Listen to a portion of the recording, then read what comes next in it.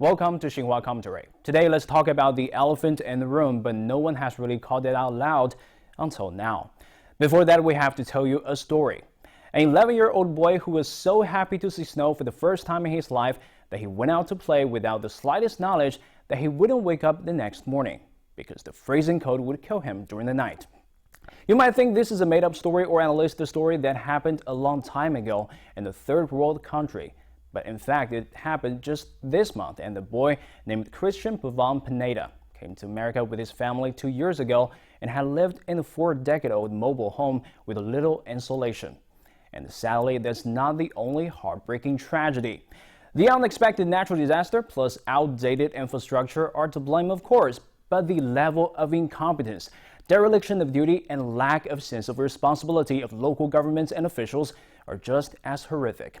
And during the deadly winter storm, Texas Senator Ted Cruz flew off to Mexico with his family, leaving his dog at home alone.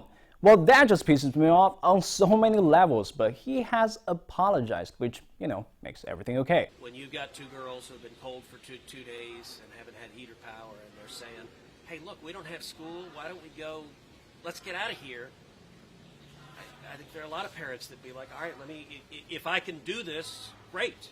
That's what I wanted to do. Another apology comes from New York Governor Andrew Cuomo. He didn't do anything as bad as leaving his dog unattended. He simply underreported the number of COVID deaths among New York nursing home patients and then delayed sharing potentially damaging information with state lawmakers. They're not taking people's lives seriously, and they're not even the worst. Check out what former mayor of Colorado City, Texas, Tom Boyd has said on Facebook. No one owes you or your family anything, nor is it the local government's responsibility to support you during trying times like this. Socialist governments has led people to become dependent for handouts. Anyway, thank you, Tom, for at least shouting out the truth that socialist society does care about its people. Isn't the people's well-being what human rights should really be about?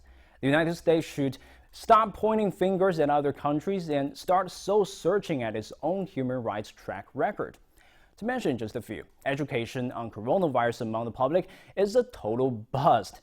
Many still believe that the pandemic is a hoax. The U.S. life expectancy dropped to a staggering 1 year in the first half of 2020, a record high since the World War II.